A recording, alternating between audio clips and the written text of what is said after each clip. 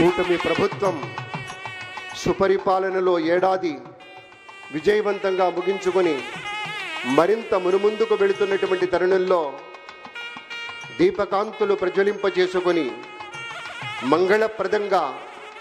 రానున్న వత్సరాల్లో మరింత అభివృద్ధిని సాధించాలనే ప్రగాఢమైన విశ్వాసంతో మన చంద్రబాబు నాయుడు గారు,